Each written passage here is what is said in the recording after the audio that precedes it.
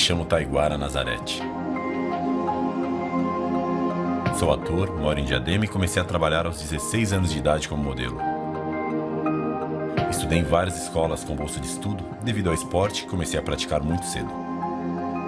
O esporte me abriu várias oportunidades. Oportunidades que aparecem na vida da gente e precisamos agarrar com força. Oportunidades que alguns amigos de infância também tiveram, mas infelizmente não quiseram aproveitar e se desviaram para o crime. Participei de musicais na Broadway, fiz alguns trabalhos na Europa e depois de um tempo resolvi voltar para o Brasil. Meus amigos não se conformam. Eles dizem: Taiguara, por que você voltou para o Brasil? País violento, cheio de assaltos, cheio de corrupção, sem oportunidade alguma. Você tinha uma carreira lá fora, cara. Voltei para o Brasil porque aqui é meu lugar. Mas um lugar onde vivemos com medo de assaltos, com medo de bandidos, com medo de morrer. Onde foi que erramos? Fui atrás dessa resposta.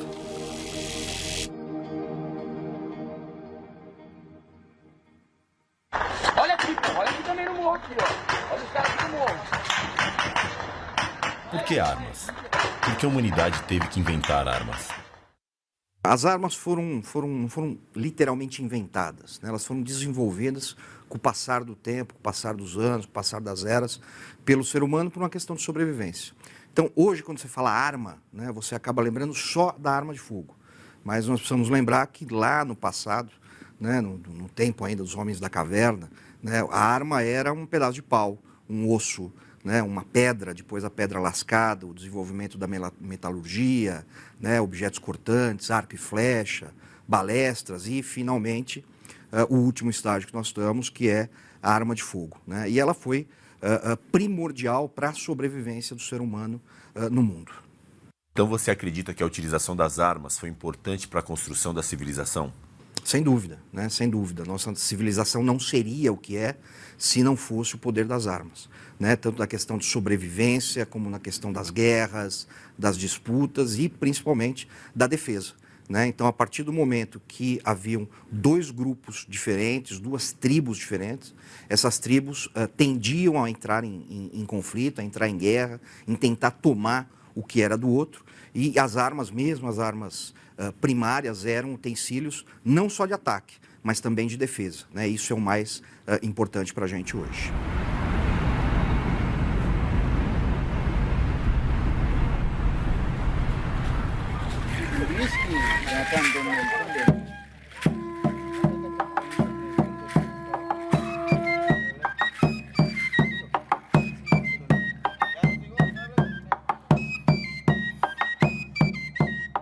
...300 antes de Cristo al 800 después de Cristo. En esta época fue la época en que el maya alcanza sus más grandes conocimientos en astronomía, en astrología, en matemáticas, la escritura. La sociedad estaba ya muy adelantada.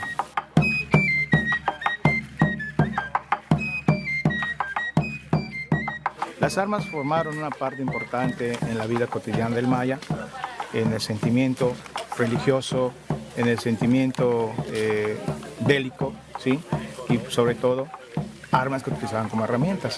Por ejemplo, utilizaron el arco, la lanza, el cuchillo de obsidiana, ¿sí? Que en este sentido el cuchillo de obsidiana también tenía un sentimiento religioso. De ese mismo material del cuchillo de obsidiana pusieron también herramientas, cinceles, cuchillos para trabajar la piedra.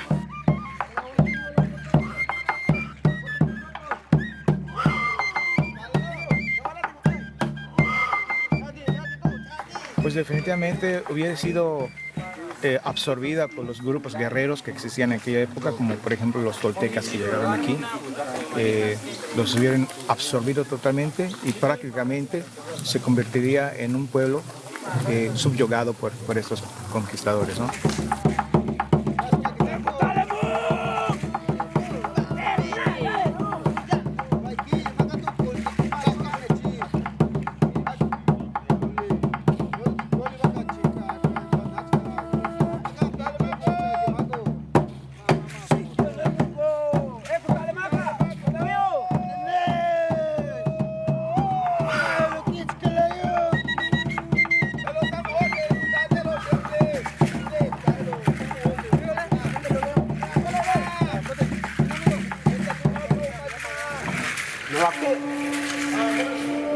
caso do Brasil, você acha que a gente seria o que é se não fosse as armas? Com certeza não. Né? As armas sempre fizeram parte da história de qualquer povo, de qualquer colonização. Né? Então, quando o Brasil foi colonizado pelos portugueses, por exemplo, né, elas foram necessárias para desbravar o Brasil, desbravar a floresta, né, para se proteger, para a defesa, né, contra ataque de outros seres humanos e também para a subsistência, no caso de defesa contra animais, etc.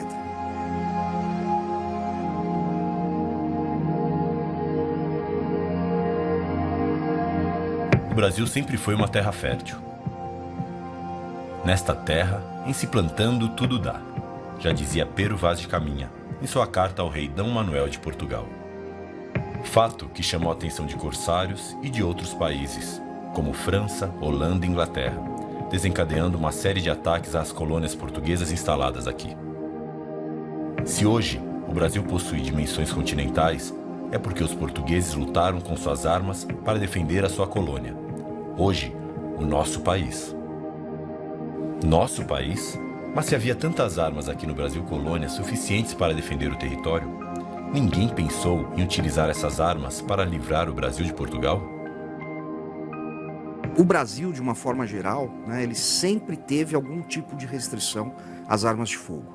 No próprio Brasil colônia, né, você fabricar uma arma de fogo sem autorização da colônia portuguesa, você podia ser condenado à morte, né, porque, óbvio, né, não era interessante para a coroa portuguesa que os cidadãos brasileiros, que o povo brasileiro tivesse armas sem o controle desse governo de Portugal, né, porque poderia haver uma revolução, poderia haver uma independência, uma luta pela independência, etc. No Brasil, mesmo no Brasil, depois do Brasil Império, né, nós tínhamos restrições com o quê? Né, quanto a grupos de pessoas. Então, por exemplo, quem não podia ter armas de fogo? Os índios não podiam ter armas de fogo e os negros não podiam ter armas de fogo, né, exatamente por uma questão de controle social. Como é que você vai deixar um grupo, né, que é escravizado, né, que é oprimido, né, a se armar? Então, óbvio que não. Né? Então, esses grupos eram proibidos de possuir e portar armas de fogo no Brasil. No Brasil República é o que a gente começa a ter realmente como um início da legislação moderna sobre armas de fogo no Brasil. Né? O primeiro a criar isso, fortemente a impor isso, aliás, foi Getúlio Vargas, né, que após a Revolução de 32, entendeu que não era interessante você deixar que uma população tivesse qualquer tipo de armamento. A Revolução Constitucionalista de 32 foi um movimento ocorrido no estado de São Paulo entre 9 de julho a 2 de outubro desse ano, composto pelo exército local, força pública e civis que visavam acabar com o governo ditatorial implantado por Getúlio Vargas. Getúlio governava o Brasil através de decretos e sem respeitar a Constituição. E aí Getúlio viu que não era interessante, quando você quer centralizar o poder, quando você quer ter todo o poder possível nas suas mãos, deixar com que essas pessoas tenham qualquer tipo de armamento. E aí surge restrição de calibre, restrição do tipo de armamento. Então, se hoje um brasileiro não pode ter um fuzil, por exemplo, né, isso acontece por um resquício ainda de uma ditadura. Houve outros países onde foi imposto o controle de armas? Muitos outros. Né? A gente tem várias histórias no mundo nesse sentido. Né? O primeiro deles é o Japão. O que acontece no Japão é que no século XV os portugueses introduzem a arma de fogo em território japonês. Como o Japão já possuía uma metalurgia muito avançada, eles começam a fabricar em grande quantidade armas de fogo, que iam para a mão de quem? Dos camponeses, para caça, para defesa, né? E isso se torna pouco interessante para os senhores feudais, para os grandes senhores de terra. E aí eles inventam a seguinte história, né, que eles precisavam do ferro daquelas armas, que seriam derretidas, né, para se fazer uma grande estátua de Buda. Né? E a população acredita, a população servil acredita, entrega suas armas, né, e começa então a ser novamente dominada por esses senhores feudais. Né? Logo depois disso entra realmente uma lei proibindo a posse de armas de fogo e depois, posteriormente, uma lei proibindo, inclusive, a posse e o porte de espadas por quem não fosse da nobreza ou do próprio governo. né? E isso se estendeu por praticamente até hoje no Japão. Nós temos ainda, por exemplo, a extinta União Soviética, né? Em 1917 acontece a Revolução Bolchevique, né? Os bolcheviques pedem para que os camponeses, a população, com as suas armas, né, ajudem a derrubar o regime czarista, né? Isso acontece e logo na sequência, em 1919, começa o desarmamento também da população da União Soviética. Isso volta a acontecer depois na Alemanha nazista, né? Esse acho que é um exemplo mais clássico, mais claro de todos, né? Onde Hitler se orgulhava de ter sido o primeiro governante a controlar todas as armas do seu país.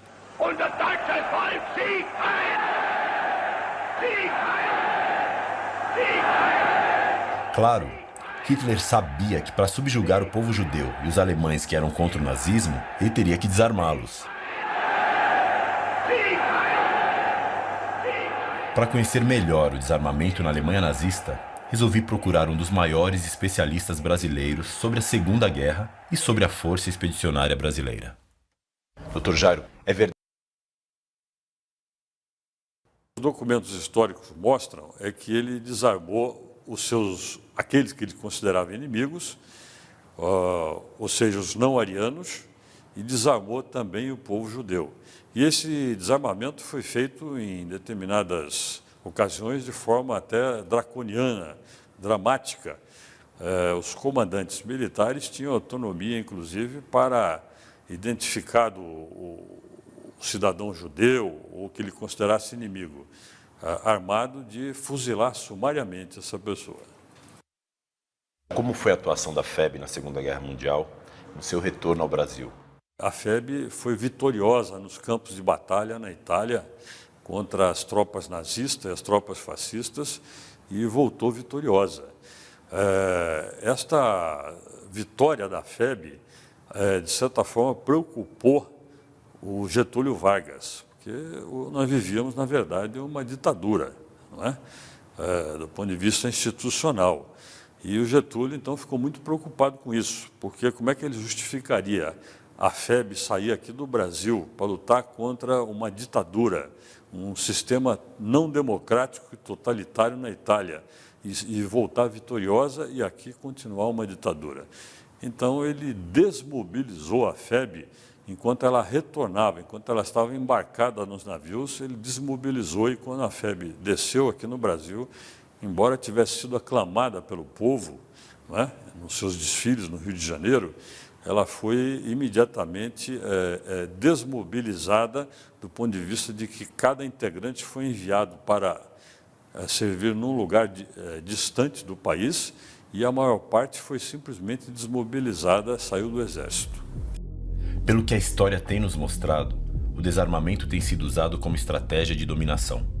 Foi assim no Japão, foi assim na União Soviética, na Alemanha de Hitler e até no Brasil. Pesquisando um pouco mais, descobri que foi assim também em Cuba, depois que Fidel Castro assumiu o poder. Benê, e depois da Segunda Guerra Mundial, como o Brasil encarou a questão das armas? Num primeiro momento, né, com as mesmas restrições que Getúlio já tinha imposto, né, até porque, né, havia um medo, continuava um medo frequente, né, que Getúlio tinha de uma revolução contra o seu governo, contra os seus mandos e desmandos autoritários, né. Chegamos então ao governo militar, onde, ao contrário do que se pode imaginar, as restrições foram muito poucas, né. O governo militar nunca apresentou, né, provas de que ele tinha medo de um levante popular e que ele precisava restringir ainda mais o direito de defesa da população, o acesso às armas. Na realidade, ele só manteve, né, o que foi criado lá atrás por Getúlio Vargas, né? Ele não implementou nada de muito maior, né, de maiores restrições, né? Então, nesse período, né, foi um período que o Brasil teve uma legislação bastante liberal, né, na questão da posse e do porte de armas de fogo, que era bastante fácil até você conseguir, não era sequer crime, era uma simples contravenção penal, né, e nem por isso a gente tinha taxas de homicídio ou de criminalidade violenta do que a gente tem hoje. Até então o governo só tinha dificultado o comércio de armas. Hoje nós vivemos em pleno vigor do Estatuto de Desarmamento.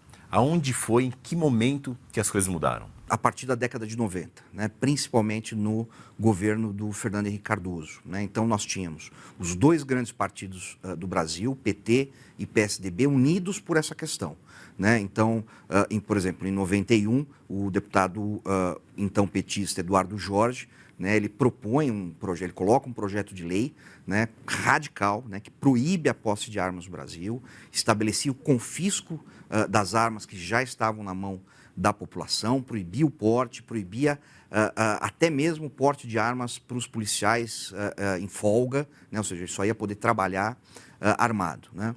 Fernando Henrique, ele assume, né, essa ideia, né, por dois motivos, né? Primeiro, um motivo ideológico, né? Aquela ideia de que o Estado tem que ter o monopólio das armas, tem que ter o monopólio da força. E o segundo, ele sofre uma forte pressão da ONU, né, que tenta colocar essa legislação restritiva em todos os países pertencentes ao organismo. Como o Brasil, né, vivia e vive tentando uma cadeira cativa no Conselho de Segurança da ONU, ele acaba assumindo essa diretriz, né, da organização e tenta impor em solo brasileiro o desarmamento, né? Então, por exemplo, em 97, é a primeira legislação bastante restritiva, né, que transforma o porte de armas, que era uma simples contravenção penal, em crime, né? Cria novas regras, mais restrições, né? Mas, obviamente, era só uma legislação de introdução, né? Depois a gente teria mais problemas, mais restrições, né? Quase até a proibição total. Quando então o presidente Fernando Henrique Cardoso fez isso, ele não pensou na questão da legítima defesa? Ele aceita a legítima defesa, ele acha que você tem o direito de defender sua família, seu patrimônio, sua casa, sua vida, porém, né, acho que na cabeça deles você vai ter que fazer isso com unhas e dentes, né, um pedaço de pau, uma pedra, uma faca. E como ficou então a legítima defesa? Não ficou, né? Não dá para afirmar que o Fernando Henrique Cardoso iniciou o desarmamento no Brasil com objetivos de dominação, como aconteceu ao longo da história. Me parece mais sensato pensar que ele quisesse uma cadeira permanente no Conselho de Segurança da ONU. Mas isso não aconteceu e ainda nos gerou alguns problemas. Outro ponto é exatamente aquilo que nós acabamos de falar. Como fica a legítima defesa? Ela não é mais um direito nosso? Legítima defesa é uma situação que o artigo 25 do Código Penal enuncia da seguinte forma: quem, usando moderadamente dos meios necessários, repele injusta agressão atual ou iminente a direito seu ou de outro. Então, a primeira coisa que a gente conclui sobre legítima defesa no nosso ordenamento é que ele não serve para preservar a vida, ele serve para preservar qualquer direito que esteja sendo injustamente ameaçado. É mais ou menos como se o legislador quisesse legislar sobre uma categoria de direitos que a gente entende como os direitos naturais. Se você está sofrendo alguma agressão, ou se você percebe uma agressão injusta de um terceiro contra uma quarta pessoa, é quase um impulso natural do ser humano que está aparelhado para interferir naquela situação que ele o faça dessa forma. Você está na sua casa, você tem um estranho invadindo a sua propriedade. E você não é obrigado a se certificar se ele está ou não com uma arma igual à tua, ou pior, ou se ele está com um pedaço de madeira, absolutamente não. Se a gente for se debruçar sobre os casos de direito penal, de um modo geral, tem exceções, o Brasil parece ter mais exceções que alguns outros países, mas, de um modo geral, isso vem sendo aplicado de uma maneira satisfatória.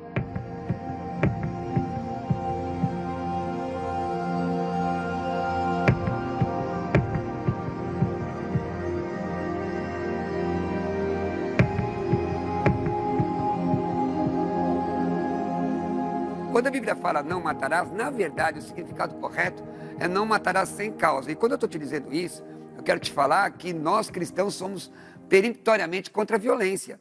Nós somos contra a violência, nós somos contra qualquer tipo de ação violenta, porém nós temos que reconhecer que a Bíblia mostra conflitos, questões humanas, a Bíblia mostra que nós devemos ser sujeitos às autoridades.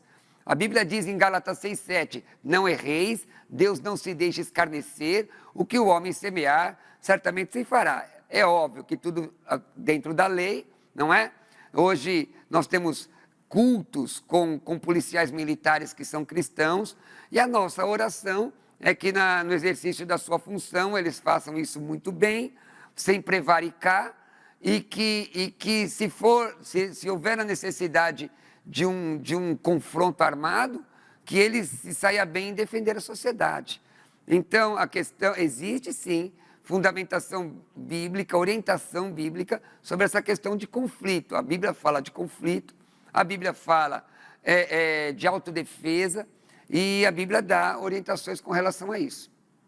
بسم الله والحمد لله والصلاة والسلام على رسول الله أجمعين وبعد فإن الإسلام الذي يتمثل في كتاب الله وفي سنة رسول الله سيدنا محمد صلى الله عليه وسلم لا يأمران أحدا بالعنف أو بالقتل، إنما الإسلام ليس هو دين أمة سيدنا محمد صلى الله عليه وسلم فحسب، وإنما الإسلام هو دين جميع الأنبياء والمرسلين منذ آدم عليه السلام إلى ختم الأنبياء سيدنا محمد صلى الله عليه وسلم، فكلهم يحرمون كما حرم الله عز وجل عليهم، وكما أمرهم الله يحرمون القتل والعنف.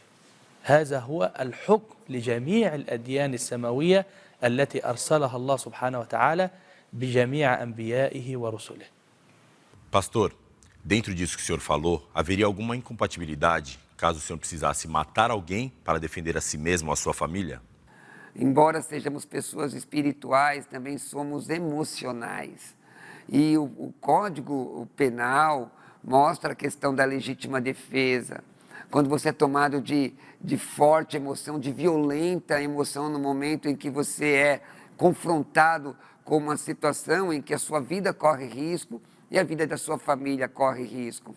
Nós não vemos nenhum problema nessa defesa. A questão é que nenhum cristão ele vai promover a violência, vai buscar a violência, vai ser o agente ativo da violência, né? Vai agredir alguém.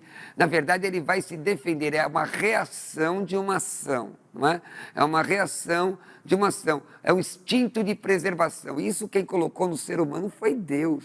O instinto de preservação, quem colocou no ser humano foi Deus. Não é algo que você aprende na escola. Isso já é uma coisa inata. Está dentro do ser humano. Eu não aconselho ninguém, por exemplo, a reagir a um assalto, por exemplo. Eu não aconselho ninguém a fazer isso, porque a pessoa pode ter um revés, porque um assaltante ele já está preparado, já está numa situação de matar ou morrer. Então, não reaja a um assalto. Porém, sim, em uma situação que acontecer efetivamente de você defender a si ou os seus e aquilo redundar na morte de alguém, isso pode acontecer. Não é o que se deseja, mas pode acontecer. Como o Islã enxerga a questão da legítima defesa? بسم الله والحمد لله والصلاة والسلام على رسول الله أجمعين وبعد. في الحقيقة أن الدفاع عن النفس مشروع، ولكنه بشروط.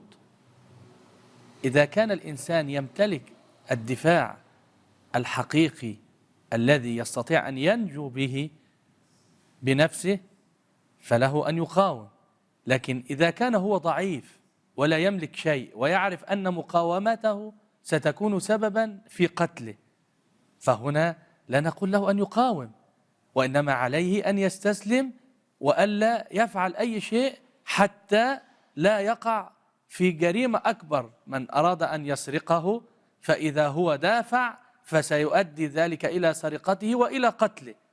فأخف الضررين أن يعطيه ما يشاء ولكنه لا يدافع لأنه ليس معه سلاح والآخر معه سلاح. فهنا لا بد أن نحافظ على الحياة، لأن الله سبحانه وتعالى نهانا فقال ولا تقتلوا أنفسكم إن الله كان بكم رحيما. Eu também conversei com outros líderes religiosos Conversei com um padre, um rabino, um monge budista e até uma palestrante espírita. De uma forma geral, nenhuma religião condena o direito à legítima defesa. Elas, inclusive, vão além nessa questão. O que conta é a intenção de cada ser pensante. A intenção de matar ou a intenção única de proteger a própria vida.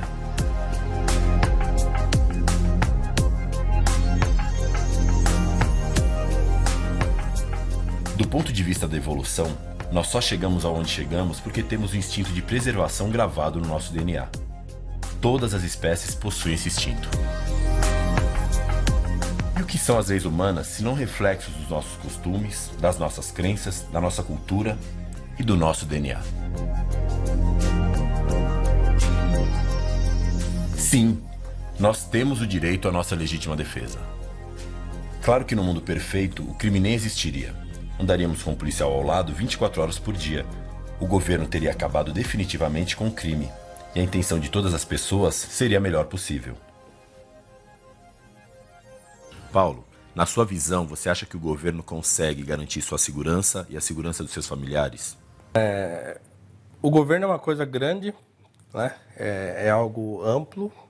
E a polícia, por exemplo, para quem observa um pouco, percebe que o efetivo é pequeno. Então, quer dizer, eu moro numa casa grande, num bairro afastado do centro, né, onde a polícia passa de vez em quando. Então, quer dizer, na minha vida, por exemplo, a polícia é um agente, será sempre a posteriori. Então, se alguém tentar entrar na minha casa aqui agora, né, a polícia vai chegar depois. Então, ela não consegue garantir, porque ela não consegue estar em todos os lugares ao mesmo tempo. Então, eu acho que o governo ele falha nesse sentido, né? O ideal seria que conseguisse, mas eu não sei se isso é possível. O fato é que por melhor que seja o dispositivo de segurança pública, não só no Brasil, não só em São Paulo, não só no Rio Grande do Sul, não só em Minas Gerais, mas em qualquer parte do mundo, por melhor que seja, não será suficiente para a proteção das pessoas durante todo o tempo, em todas as necessidades dela. Isso é um fato, independe de demonstração. Quando se fala em violência contra a mulher, fica impossível não lembrar dos crimes de violência doméstica, até pela fragilidade física que a mulher tem em relação ao homem, e também pelo crime de estupro, que é um crime que causa muito repúdio em toda a sociedade. Além dessas condutas em si, desses atos criminosos em si, eu entendo que seja também uma violência contra a mulher o fato do próprio poder público não aplicar de maneira eficaz as medidas protetivas asseguradas pela lei. Você acha que a arma de fogo serviria como instrumento de autodefesa ou apenas geraria mais violência? O acesso à arma, né, preenchidos os determinados requisitos para tal, deveria ser liberado para todas as pessoas, né? Não que isso fosse gerar mais violência ou não. Eu acho que essa é uma outra questão. A violência já existe, né? O problema é que as armas estão na mão de quem quer fazer o mal, de quem quer praticar crime, né? E o cidadão comum não tem o direito de proteger a sua família, né? Então, esse é o grande problema. Então, a questão não é se gerar mais violência. A violência já está aí, né? O problema a arma de fogo é um elemento que ajudaria na segurança pessoal, né, de uma pessoa, de um indivíduo e da sua família? Eu acho que sim. Então isso deveria ser melhor ponderado no país e não é. Clóvis, adentrando no universo LGBT, que é o qual você faz parte, como você vê essa questão da violência contra o homossexual? Existem pessoas que querem praticar violência. Existem pessoas que parece que nascem com isso, com essa vontade de ser violentas, de praticar violência. E o bode expiatório de alguns é o ataque a nós que somos gays e porque sentem raiva, porque não gostam, qualquer coisa, qualquer motivo. Aconteceu um caso no Rio de Janeiro de um grupo de skinheads que perseguiu um casal homossexual e para bater neles, um conseguiu fugir, o outro ficou seriamente ferido porque pegaram com um soco inglês, bateram com um pedaço de pau, quebraram todos os ossos dele, ele foi internado no hospital e acabou morrendo. Daí a gente se pergunta, para a proteção dos homossexuais em si, qual que seria a melhor forma? Falta uma coisa efetiva, falta a defesa própria na hora em que o crime vai acontecer. E como você enxerga a possibilidade de outras mulheres terem armas para se defender? Eu vejo como uma opção muito bem-vinda, não só para mulheres, mas homens também. Homens também são vítimas da violência que a gente vive atualmente no país. Eu entendo que se o Estado não pode assegurar para o cidadão uma segurança de forma efetiva, ele não consegue garantir, o Estado deve prover mecanismos eficazes para que esse próprio cidadão possa se defender. E não é subtraindo às pessoas os modos de participar da sua própria proteção que nós vamos resolver o problema da violência. Eu entendo que houve um objetivo político por trás do desarmamento. Talvez Fernando Henrique Cardoso almejasse a Secretaria-Geral das Nações Unidas. Talvez seus sucessores tivessem outros objetivos. Mas isso não vem ao caso agora. O fato é, como isso aconteceu? A população também quis o desarmamento?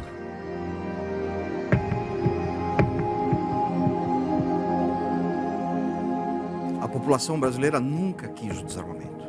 Isso foi uma falsa ideia, um mito que foi criado, através de pesquisas, através de publicações, os grandes jornais, grandes emissoras de rádio e TV, dizendo que o brasileiro queria ser desarmado, queria que apenas a polícia tivesse armas, etc. Uma das formas que eles faziam isso era através de pesquisas que davam a entender que quem seria desarmado seria o criminoso, e não o cidadão. Prova máxima disso foi o resultado do referendo que aconteceu em 2005. Um referendo que eles, inclusive, tinham certeza que eles ganhariam, que eles tinham certeza que a população ia votar a favor do desarmamento, mas houve exatamente um resultado exatamente ao contrário. Então, 59 milhões de pessoas votaram contra o desarmamento naquele momento. Uma votação absolutamente expressiva, uma votação que nenhuma outra eleição nacional conseguiu atingir nesse nível. Então, Lula não teve essa quantidade de votos, Dilma não teve essa quantidade de votos, Fernando Henrique não teve essa quantidade de votos, ou seja, foi uma resposta inquestionável da população nessa questão do desarmamento. E aquela ideia que às vezes as pessoas apresentam, aquele argumento que as pessoas apresentam, que as pessoas não estavam votando a favor, contra o desarmamento, mas sim a favor do comércio legal, não é verdadeira. Óbvio, se eu sou uma pessoa que quero que o comércio legal de armas continue, óbvio, eu sou uma pessoa que é contra também o desarmamento da população. Essa decisão popular cristalizou-se numa rejeição à tentativa de desarmar as pessoas de bem, a tentativa de desarmar as vítimas. As pessoas que votaram, na maioria, que votaram contra o desarmamento, não é uma pessoa que queria comprar uma arma. Provavelmente é uma pessoa que nunca vai comprar uma arma. Mas as pessoas entenderam naquele momento que o que estava em jogo não era só a questão da arma de fogo, era a questão da liberdade individual. De manter a liberdade, de manter o direito de, se um dia eu quiser, se um dia eu precisar, eu posso comprar uma arma de fogo para minha defesa. E um segundo ponto que também teve muito forte repercussão na campanha, foi o seguinte: eu vou estar tirando o direito de outras pessoas que podem precisar. Isso também teve um impacto muito, muito forte. Então, eu não quero ter uma arma, eu jamais teria uma arma, só que eu vou estar tirando, por exemplo, o direito de um sitiante ter uma arma de fogo. Eu vou estar tirando o direito de um ribeirinho, de um sertanejo, de uma pessoa que precisa, até para se alimentar dessa arma, eu vou estar tolhendo, eu vou estar tirando o direito dessa pessoa. Então, isso foi realmente o porquê a população disse não ao desarmamento no Brasil. E com tudo isso que você acabou de explicar, como conseguiu vigorar o Estatuto do Desarmamento? O Estatuto do Desarmamento ele começou a ser discutido a partir de 99. Em 2003, o governo petista ligou o rolo compressor e falou: não, nós vamos aprovar essa legislação. Inclusive, ela foi aprovada na vigência máxima do mensalão. A gente tem indícios de que houve, inclusive, saques de dinheiro nos dias que teve a votação. E, em dezembro de 2003, na antevéspera de Natal, o então presidente Lula, dizendo quase que ironicamente que ele estava dando um presente ao povo brasileiro, sancionou o chamado Estatuto do Desarmamento. No Estatuto do Desarmamento existia um artigo que dizia o seguinte: o comércio de armas no Brasil é proibido. Isso ia acabar, obviamente, com a possibilidade de qualquer pessoa comprar uma arma particular, né? Só que esse artigo não era consenso mesmo dentro da Câmara, mesmo dentro dos partidos. E eles resolveram, então, jogar para as pessoas essa questão. Então, não. Então, é o brasileiro que vai decidir se a gente proíbe ou não. Aí, não se proibiu, tivemos o resultado do referendo, mas todo o resto do Estatuto do Desarmamento continua em vigor. O que nós temos na prática é a imposição do desarmamento civil por força de normas, atos normativos, decreto governamental, especialmente o decreto número 5.123, que contrariam a lei, vão muito além da lei e, apesar dos direitos declarados no Estatuto do Desarmamento, que é draconiano, mas declara alguns direitos, não permite às pessoas, na prática, cristalizar, efetivar esse direito. Absolutamente inconstitucional, imoral e indecente, né? A população foi consultada para saber o seu posicionamento sobre a questão do armamento. De maneira sorrateira, o referendo tratou apenas da posse de armas, né? Do direito à comercialização, como se isso fosse um direito. E não tratou, por exemplo, do porte de armas, e assim que o resultado do referendo foi atingido, né, quase 60 milhões aí de brasileiros foram contrários à proposta de desarmamento.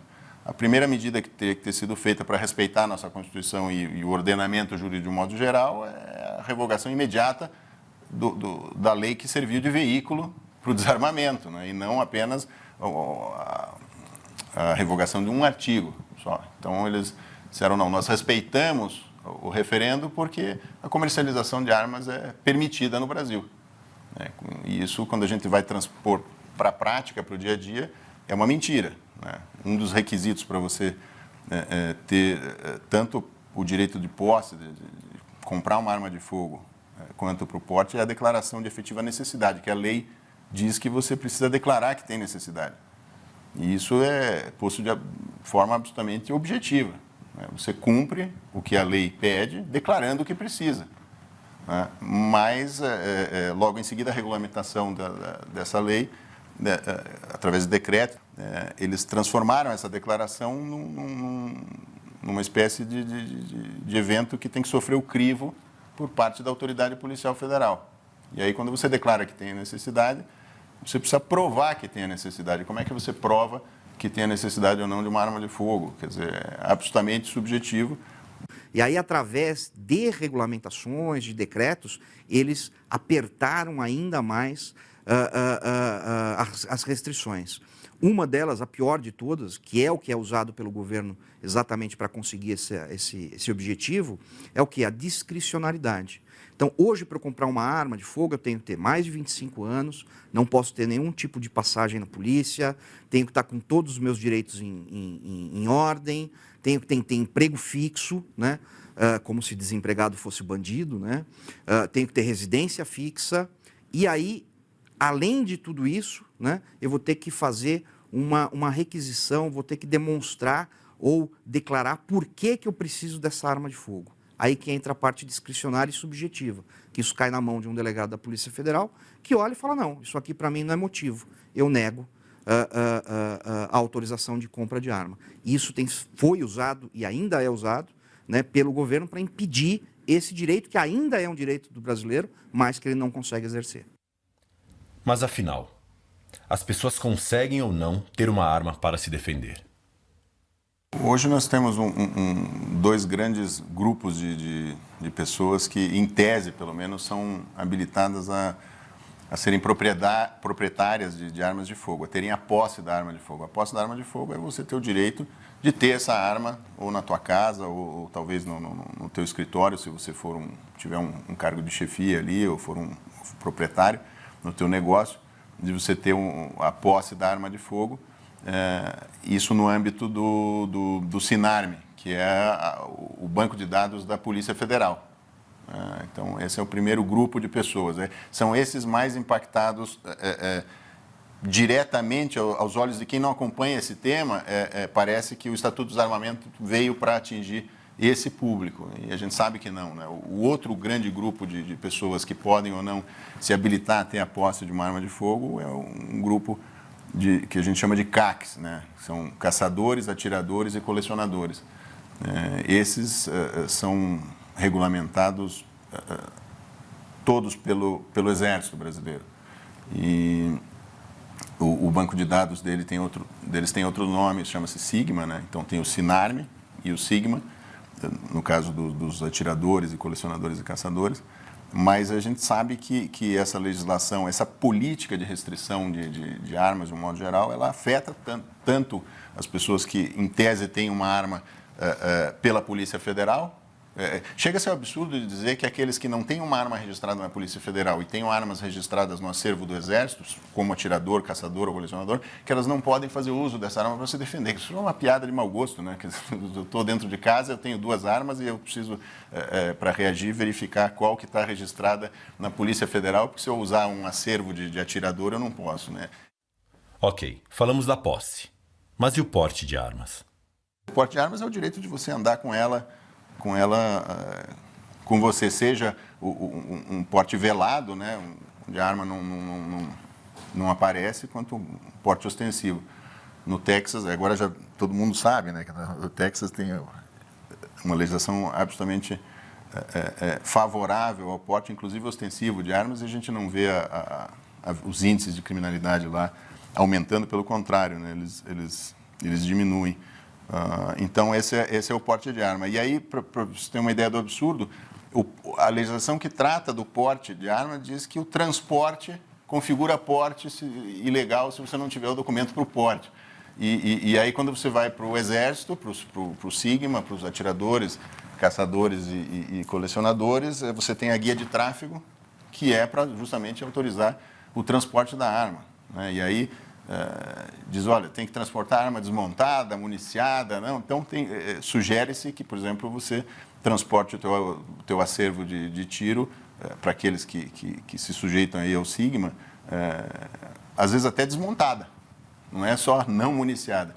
Então aí cada indivíduo acaba aplicando a lei da maneira que entende mais razoável, né? Se você vai fazer uma viagem de carro de 500 quilômetros, vai passar por um lugar ermo e está lá com um acervo de um armamento que é um filé para o bandido se apropriar disso, então alguns vão usar na cinta e aí, como disse no início, né? A legislação é tão complexa e tão restritiva e o direito é tão natural e a arma é tão inofensiva, né? São as pessoas que são violentas ou criminosas, que a gente aplica essa legislação do jeito que a gente acha que precisa aplicar naquela situação e nós somos jogados muitas vezes na ilegalidade, né? Melhor recapitular.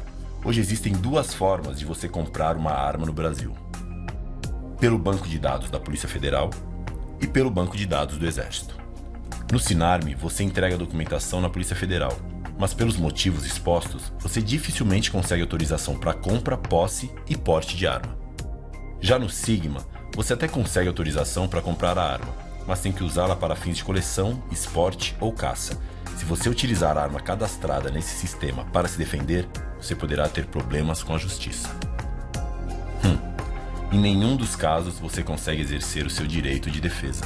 E mais, o Estatuto do Desarmamento impõe altos custos monetários àqueles que querem ter uma arma para se proteger, deixando as pessoas menos favorecidas financeiramente à margem desse direito. Pessoas que, inclusive, têm todas as condições psicológicas, técnicas e documentais. O propósito da proibição, porque a proibição dependia da decisão popular no referendo, referentemente ao artigo 35 do então Estatuto do Desarmamento, que hoje não vigora, por força da decisão popular, era para desarmar as pessoas comuns mesmo.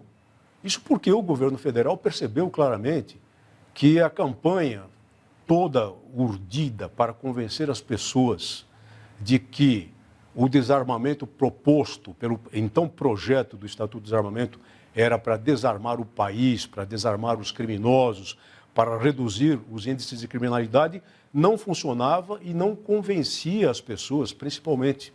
Isso mostraram os resultados das pesquisas de última hora, e não as das pesquisas precedentes que o Ministério da Justiça tinha em mãos desde 1996 e indicavam uma posição completamente diferente em favor do desarmamento. Essa declaração de Renan Calheiros está na imprensa naquela ocasião. E tudo foi feito Portanto, no sentido de desarmar as pessoas de bem. A proibição, se passasse, e foi derrubada no referendo, era a proibição completa, total, absoluta, de comercialização de armas de fogo e de respectiva munição no país, para todos. Para militares em caráter particular e para policiais em caráter particular também. Isso significaria o desarmamento das pessoas que cumprem a lei, das pessoas que estão sujeitas à lei, das pessoas que vivem a sua vida em submissão à lei. E não do criminoso, porque o criminoso não dá a mínima para a lei alguma. O desarmamento não pretende tirar a arma de bandido. Ele pretende tirar essa arma do homicídio acidental. O desarmamento não pretende tirar a arma de bandido. Diziam eles que os causadores da violência letal no Brasil eram as pessoas comuns. Era o vizinho que matava o vizinho no linguajar deles, por questões de lixo. Era o vizinho que matava o vizinho por questão de bola de futebol. Era o vizinho que matava o vizinho por questão de barulho de rádio ou coisa desse tipo. Era o homem que matava a mulher por ciúmes. E esses fatos, evidentemente, existem.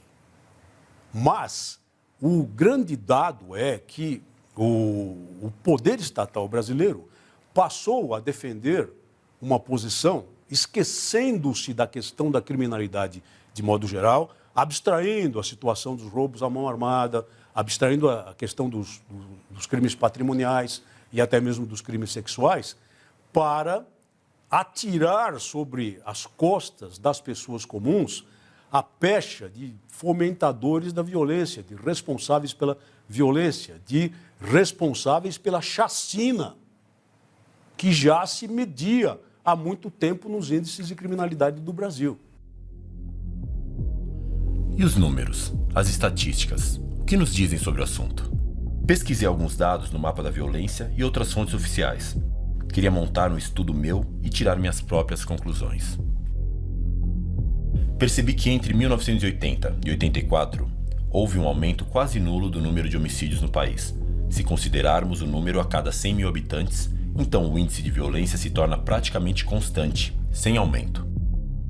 Já de 85 a 2003, o número de homicídios aumentou 4,5 vezes. Passou de quase 8 mil para mais de 36 mil. O que mudou? Mudou a forma como a criminalidade era tratada. Mudou a forma como as nossas fronteiras eram vigiadas. Mudaram os investimentos em segurança e também em educação. E a queda no número de homicídios ocorrida em 2004 e 2005? Os que defendem o desarmamento alegam que foi graças a ele que isso ocorreu. Mas como? Se o Estatuto do Desarmamento só passou a vigorar plenamente em 2005. E as políticas de segurança pública mais rígidas que alguns estados brasileiros adotaram? Isso não contou para nada? Entre 2006 e 2014, tanto o índice total de homicídios quanto o índice de mortes a cada 100 mil habitantes continuou a crescer, mesmo em pleno vigor do Estatuto do Desarmamento. Ok, alguns estudiosos dizem que cresceu numa graduação menos acentuada. Sim, é verdade, mas também é verdade que continuou a crescer. Será que os investimentos em segurança pública, educação e outros tipos de investimento que todos os nossos governantes dizem que fazem não tiveram nenhum impacto na amenização da violência? O fato é que o cidadão comum foi desarmado. As exigências para se comprar uma arma de fogo se tornaram extremamente rígidas e o porte praticamente deixou de existir. Por que então o número de homicídios continuou tão alto se o cidadão comum não tem mais uma arma na mão? Alagoas foi um dos campeões na entrega voluntária de armas após 2005. Mesmo assim, é o estado mais violento do Brasil. Lá, o número de homicídios por arma de fogo aumentou mais de 200% nos últimos 10 anos. Como pode? Parece um contrassenso. Desarmou-se a população para evitar que mais mortes acontecessem. Porém, morre-se tanto quanto em países em guerra. Quem está matando? Com quais armas de fogo e com quais motivações? Finalmente, em torno de 1999, e eu participei desse processo, houve a compreensão por parte da força policial de que os homicídios dolosos estavam relacionados com a afirmação de prestígio do crime organizado, com a violência do crime organizado, com a disputa de espaços e territórios por parte do crime organizado, com a demarcação do crime organizado, com as cobranças de dívidas de drogas no crime organizado, com as mortes de policiais praticadas pelo crime organizado. A verdade é que o nosso governo pouco fez para acabar com a criminalidade. O governo sempre tenta o caminho mais fácil. Sempre com paliativos, sempre com interesses. Enquanto os políticos fazem as suas políticas, deixam de fazer aquilo que precisa ser feito. O criminoso pouco se importa com a lei. E ele aprende muito bem a medir benefícios e riscos. Um estudo minucioso nos Estados Unidos, que se converteu num livro chamado Mais Armas, Menos Crime, do professor John Lott, em associação com o professor Mustard, da Universidade de Chicago, mostrou que nas comunidades armadas o número de crimes violentos cai. Embora possa até haver um aumento do número de crimes não violentos, como, por exemplo, os furtos, como, por exemplo, os arrombamentos de automóveis, e que o criminoso se apropria de algum tipo de bem para, a partir daquele bem, produzir um outro tipo de bem que lhe interessa, por exemplo, adquirir entorpecentes. Mas com um ganho social manifesto, porque o crime não violento, evidentemente, não assombra a sociedade da mesma forma como o crime violento, o roubo à mão armada, o estupro, o latrocínio faz. A capacidade do cidadão portar arma, o direito dele portar, de ele possuir arma em casa, e em situações muito específicas até portar, né, geraria um efeito dissuasório. O que é um efeito dissuasório?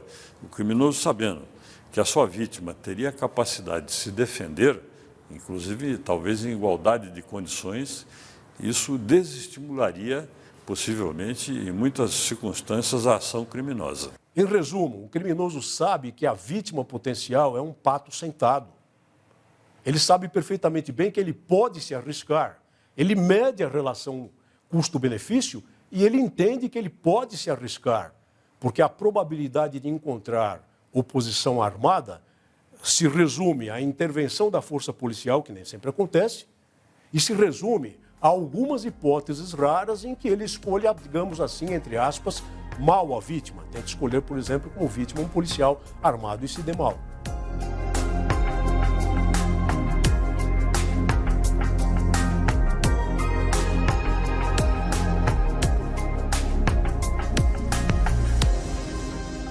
Suíça. Suíça é um país extremamente armado, né? Onde lá cada pessoa, né, que serve o exército, depois ela volta para casa com o seu fuzil, e se for oficial, com uma pistola, né? Ele é obrigado a ficar com essa arma em casa até os 40 anos. Praticamente cada lar tem pelo menos uma arma de fogo, devido aos compromissos do serviço militar que a legislação suíça impõe aos seus cidadãos. Fora isso, há uma grande liberdade para você comprar praticamente todo tipo de armamento lá. E não são armas de fogo de porte, não.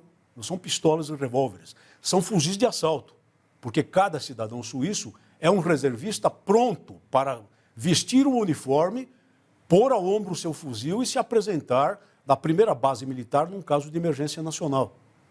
O índice de homicídios dolosos lá é simplesmente incomparável, a menos com aquilo que acontece na chacina do Brasil. Ah, Benê, mas você não vai querer comparar a Suíça. Tá bom, então vamos falar aqui do nosso vizinho, Uruguai, né? O Uruguai é o país mais armado da América Latina. Pouca gente sabe disso, né? Lá existe uma arma para cada 6 habitantes.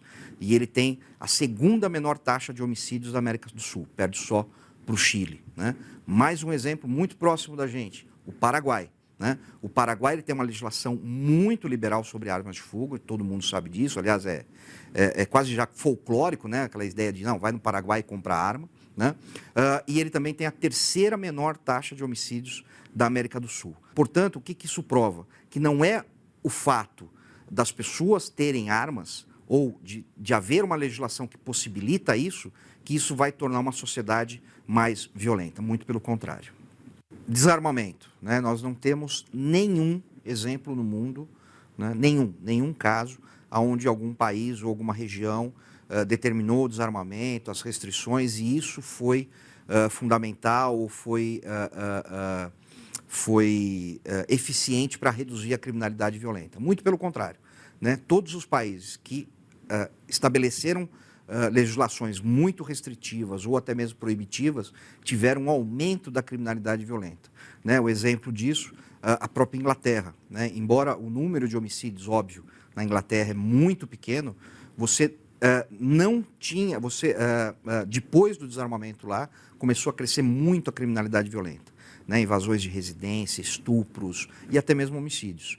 O fato é que, até mesmo no Reino Unido, que adotou uma proibição completa, praticamente total, a partir do ano de 1996, na época do referendo e um pouquinho depois, diversas matérias independentes, diversas matérias não relacionadas àquilo que poderiam chamar de lobby do armamento, lobby da bancada da bala ou coisa assim, matérias da BBC, demonstraram que o número de crimes com armas de fogo havia dobrado aproximadamente no ano 2003, 2004, em relação ao ano da proibição total de 1996.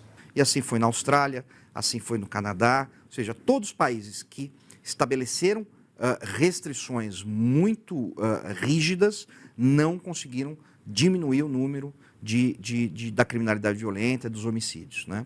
Por outro lado, você tem países onde você tem uma liberação muito maior, né? E você não tem problemas com isso, né?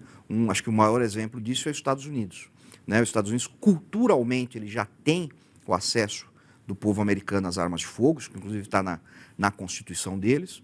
E se você pegar os Estados Unidos da década de 80 e o Brasil da década de 80, o número de homicídios era muito próximo, né? Entre 11 e 12 homicídios por 100 mil habitantes. O Brasil foi pela ideia de que você precisava restringir e desarmar. Os Estados Unidos foi para o outro caminho, né? A maioria dos estados lá começou a liberar o porte de armas. Eles já tinham a posse, ou seja, eles podiam ter armas em casas. E eles começaram a liberar o porte, ou seja, a pessoa andar armada. E o que eles conseguiram foi, também com isso, não é só isso, óbvio, mas conseguiram reduzir drasticamente o número de homicídios lá. Os países com maior índice de armas em mãos da população são aqueles que hoje em dia desfrutam de menores índices de violência letal criminosa. Nós vamos citar a Finlândia, a Suécia, a Dinamarca, por exemplo, em que o índice de letalidade, o índice de homicídios dolosos é efetivamente muito pequeno. O desarmamento fracassou no mundo inteiro. Desarmaram quem quer se proteger e nada foi feito para desarmar o bandido, o traficante e o assassino que conseguem suas armas no contrabando.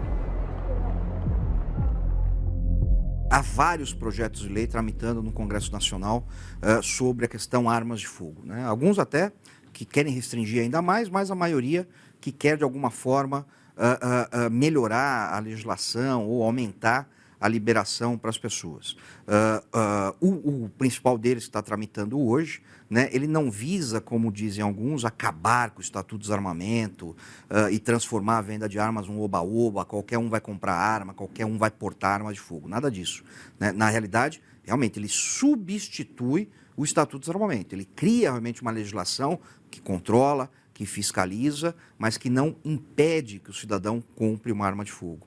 Então, você ainda vai ter, né, restrições e obrigações dentro dessa lei muito maiores do que em outros países, como, por exemplo, os Estados Unidos, ou a Suíça, ou até mesmo o Paraguai ou o Uruguai, né? Então, o que está se discutindo é modernizar a legislação até para que ela atenda o resultado do referendo. Clóvis, você sendo a favor do porte de armas, não apenas da posse, como você avalia a situação? Qualquer um poderia comprar uma arma ou haveria uma avaliação psicológica, um estudo antes? Como você avalia essa situação? Além da pessoa poder ter o porte, ela tem que ter um preparo, ela tem que ter aulas de como atirar, ela precisa saber manusear a arma, né? Precisa ter a condição psicológica, precisa ter a noção de que ela pode praticar coisas ruins também com a arma. Então ela precisa ter a centralidade necessária para poder usar a arma só em caso de necessidade. Para não, por exemplo, ter uma briga, qualquer briga, e atirar também, que aí seria algo ruim. Uma grande coisa que falta no Brasil, por ter sido tolhido durante muito tempo de nós, é a cultura, a convivência com as armas. né? As pessoas veem as armas, elas ficam chocadas, as pessoas veem as armas, elas acham que é sinônimo de violência. Isso não é verdade, então precisa desenvolver no Brasil a questão da cultura do armamento, para as pessoas saberem que a responsabilidade pela arma delas é só delas. No caso dos homossexuais não é diferente, sem distinção de justiça. A pessoa tem que ter a noção de que a arma pode ser usada para praticar crimes, a arma pode ser usada para praticar coisas ruins, então a pessoa precisa ter o preparo necessário para saber usar em situações que demandem real necessidade. O curso de tiro tem a prioridade de colocar os fundamentos do tiro para o cidadão conhecer.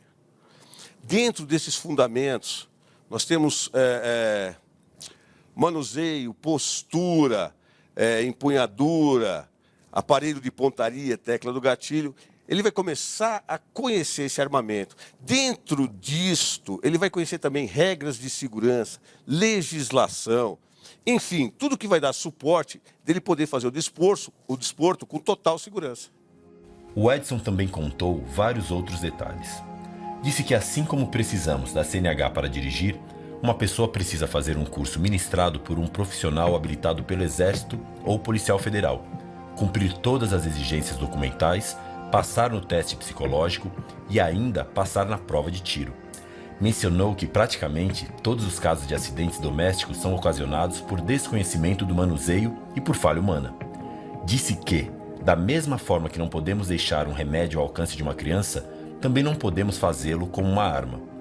Desmistificou os casos de disparo acidental. Explicou que as pessoas leigas pegam uma arma e a primeira coisa que fazem é colocarem o dedo no gatilho. Errado. Explicou que a arma também não dispara sozinha se ela cair no chão. Falou sobre as travas de segurança, falou que tudo depende do fator humano e da intenção das pessoas. Explicou que pessoas matam pessoas. Armas não matam pessoas. Todo bom curso de tiro tem que ser também um curso de conduta de combate. Se não for, não serve para nada. Se ensinar apenas a atirar num alvo de papel, disparar uma arma com a maior eficácia possível atingir um alvo de papel, não atinge o objetivo real de um curso dessa natureza.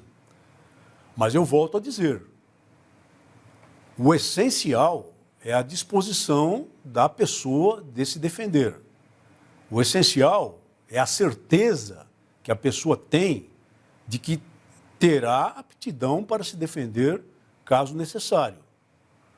E se ela não tiver certeza absoluta a esse respeito, o melhor, em nossa visão, é que ela busque um outro caminho respeitável a que nos referimos, que é o caminho de abrir mão das armas. Aquele que porta uma arma, aquele que tem uma arma em casa, tem de estar em estado de aguerrimento o tempo todo. Então, isso é um custo do direito. É o custo do exercício do direito. E se o porte de armas voltasse a vigorar no Brasil? Será mesmo que o Brasil não viraria um bang-bang? Será que as pessoas não iriam se matar por causa de briga de trânsito? De forma nenhuma, né? Aliás, nada indica que isso aconteceria. Primeiro que assim, esse tipo de caso, ele nunca deixou de acontecer, né? Não houve a redução. Então, assim, esse tipo de crime continua acontecendo. Por quê? Porque quase sempre, né, na maioria absoluta de vezes, esse tipo de caso envolve o quê? Armas ilegais. Né? Então, supostas brigas de trânsito que acontecem não são brigas de trânsito, são desentendimentos entre, muitas vezes, um cidadão comum, um cidadão de bem, né, e um criminoso que está no outro carro. Mas não há nenhum indício que isso cresceria. Até porque a grande parte dos homicídios não são fruto desse tipo de ocorrência, né? Não são crimes passionais, são realmente latrocínios, desavença entre criminosos, e os criminosos continuam armados. Né? Essa ideia de que viraria um bang-bang, viraria um velho oeste, ela não... Primeiro que assim, né? Eu costumo brincar que eu falo assim, se hoje o Brasil virasse o velho oeste, bang-bang, a gente já estava no lucro, né? Porque, assim, se você pegar, né, a época mais violenta, vamos dizer assim, né, do Velho Oeste, você tinha lá 1,5 homicídios por 100 mil habitantes. Isso na cidade mais violenta do Velho Oeste. Né? Hoje, no Brasil, nós temos 30 homicídios por 100 mil habitantes. Né? Num período aí de 10 anos, né? O Brasil, morreram no Brasil 500 mil pessoas assassinadas. Né? No Velho Oeste, num prazo de 10 anos, foram 50 pessoas assassinadas.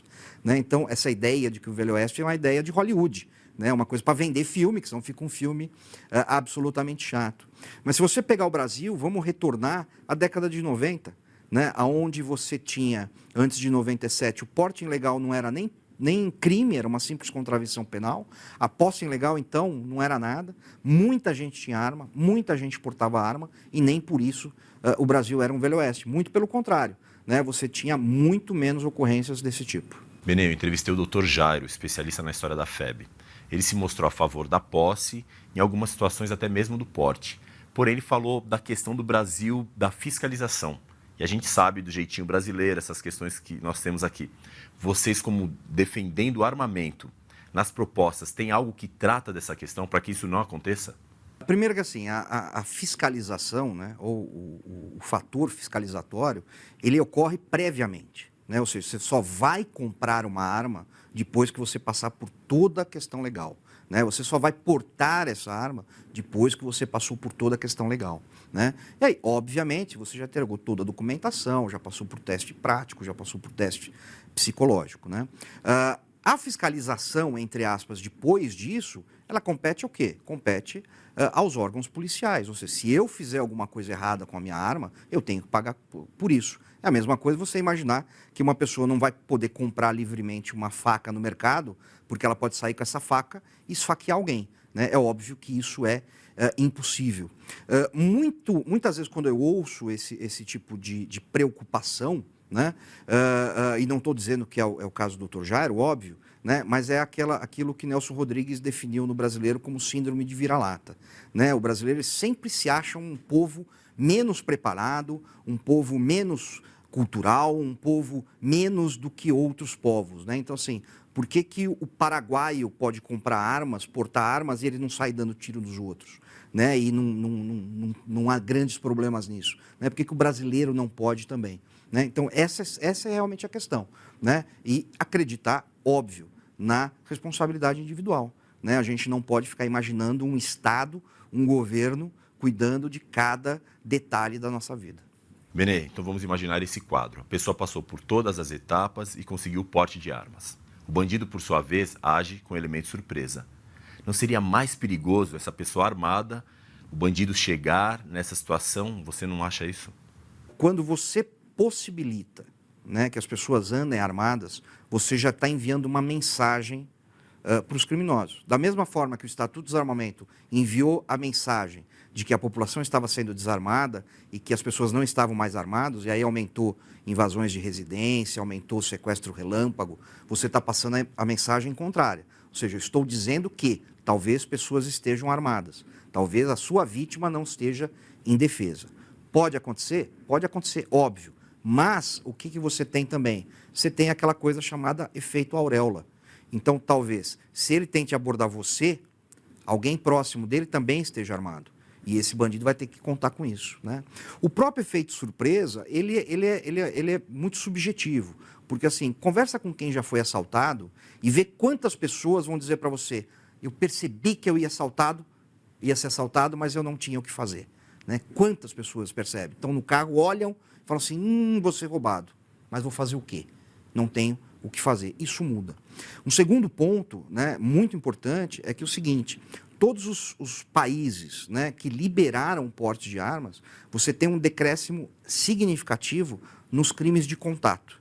Né? O bandido evita confrontar sua vítima porque ele sabe que ele pode encontrar alguém armado. Então ele sai do crime violento contra a pessoa e vai para o crime contra o patrimônio, o que acaba sendo, entre aspas, uma vantagem. Né? Então, ao invés de roubar a sua casa com todo mundo dentro, ele vai esperar você viajar para entrar na sua casa quando não tiver ninguém dentro. Coisa que era muito comum no passado de acontecer.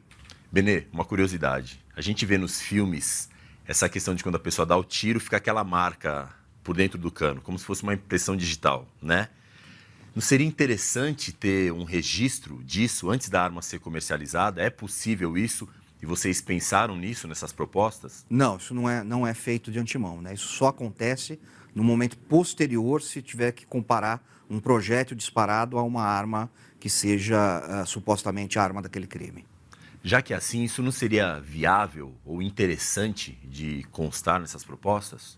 Na realidade, isso é um mito que se criou, né, em cima de que seria possível você criar um banco de dados de ranhuras. Né? O que são essas ranhuras? Essas ranhuras são o seguinte: quando o projétil passa pelo cano da arma, esse cano ele é raiado, que é o que faz o projétil girar e estabilizar. Né? Quando ele passa por essas ranhuras, nenhuma ranhura dessa é igual a outra. É como uma impressão digital que fica no projétil, né? Que fica na munição disparada.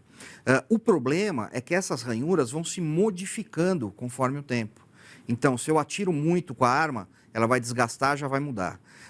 Se eu deixo o cano da arma enferrujar por dentro, você vai ter modificações. Né? Se eu, de má fé, quiser alterar essas ranhuras, é extremamente fácil. Meto uma lixa lá dentro e a balística já não vai bater. Tanto é que acho que o único lugar do mundo que tentou fazer isso foi Nova York. Foi um fracasso total, gastaram milhões para descobrir que depois não funcionava porque era só você alterar dentro do cano e você não conseguia mais fazer essa comparação. Democracia é o regime político onde o povo participa da construção das propostas, das leis e do futuro. É também o regime onde se tem direitos e deveres. Direitos que não foram respeitados pelos nossos governantes e deveres que não foram cumpridos por eles. Depois de tudo isso, o que se pretende, afinal? Não nos referimos aqui a permitir que todas as pessoas tenham armas de fogo. Não é essa a posição do movimento pela legítima defesa. E também não defendemos que as pessoas sejam obrigadas a ter armas de fogo, como até foi proposto numa cidadezinha dos Estados Unidos, lá por lei municipal recentemente. Até comentamos isso na ocasião dessa iniciativa. Nada disso. O que nós defendemos é que há duas posições absolutamente dignas que podem ser esposadas por qualquer cidadão do mundo e pelo cidadão brasileiro em particular. Duas igualmente dignas. Uma é a do cidadão que não quer ter arma de fogo, não se sente apto a ter arma de fogo, não gosta de arma de fogo. Outra é a do cidadão que se sente apto a ter uma arma de fogo, apto a defender-se e que gostaria, portanto, de ter acesso à arma de fogo para defender-se quando for necessário. Ambas as posições são igualmente dignas. E mesmo entre aqueles que querem acesso ao direito, nós defendemos um lote mínimo de garantias para que a pessoa tenha acesso à arma de fogo. Nunca admitiremos que um criminoso com antecedentes criminais tenha acesso à arma de fogo. Nunca admitiremos que uma pessoa sem qualificação mental, uma pessoa que seja portadora de doença mental grave, tenha acesso à arma de fogo.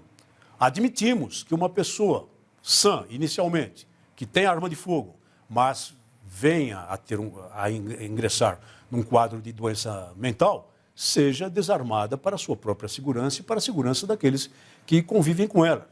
E defendemos também com bastante clareza, com total clareza, que existe a necessidade da habilitação técnica para o manejo, a posse, o manejo, o porte de arma de fogo. A pessoa tem de demonstrar essa habilitação. Nós não daríamos um veículo automotor a dirigir a uma pessoa que não tivesse qualificação. Seria um desastre provável. No final das contas, o que a gente pretende, o que a gente tenta, né, é muito diferente daquilo que nos acusam, né, de querer armar a população brasileira, né, de disponibilizar armas de fogo para todo mundo, né, que qualquer um vai poder comprar e portar armas de fogo. Muito pelo contrário. Né, o que a gente está prevendo aí ainda é uma legislação muito restritiva, né, que tem um controle, que exerce um controle bastante forte, que ainda vai continuar sendo uma das mais restritivas do mundo sob esse aspecto. Né? O que as pessoas precisam entender é que o que a gente luta é pelo direito, né, é pela liberdade de escolha, né, é dizer não a um governo, né, a um Estado cada vez mais intrometido, cada vez mais gigante, né, que começa a tentar fazer as escolhas por você, escolhas boas e escolhas ruins, né? Aquele que pretende e compra uma arma de fogo não é uma pessoa violenta. É uma pessoa que pode exercer a violência. Para quê? Para se defender, para defender sua família, né? Para defender até um amigo, uma pessoa que está passando na rua, como tantas vezes já aconteceu. Né? Aquele que compra uma arma de fogo, ele não está buscando fazer justiça com as próprias mãos. Né? O que ele está buscando é se defender, o que ele está buscando é sobreviver aos criminosos. Né? Porque, infelizmente, hoje, do jeito que a legislação está, parece que a única liberdade que o brasileiro tem é de morrer. Armas. Elas por si só resolvem a questão da violência? Claro que não. É preciso que se tenha um conjunto de políticas públicas para mudarmos a realidade do Brasil. Melhorias gigantescas na economia, na educação e na cultura. Melhorias gigantescas, sobretudo na justiça e nas leis.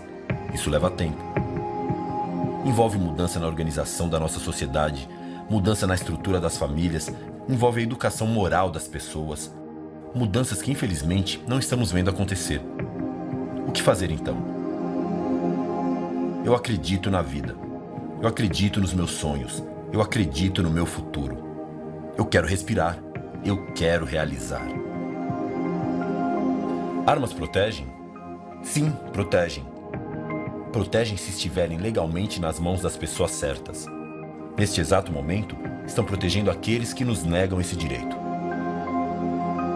Armas matam? Sim, matam. Matam quando vêm do contrabando e quando estão nas mãos de bandidos e psicopatas. Neste exato momento, estão matando pais, mães, filhos e irmãos. Gente trabalhadora e honesta, que só quer crescer na vida. Eu não tenho dinheiro para contratar um segurança. E também não sei se hoje teria uma arma para me defender. Mas e amanhã? E depois de amanhã? E as pessoas que precisam de arma hoje para se protegerem?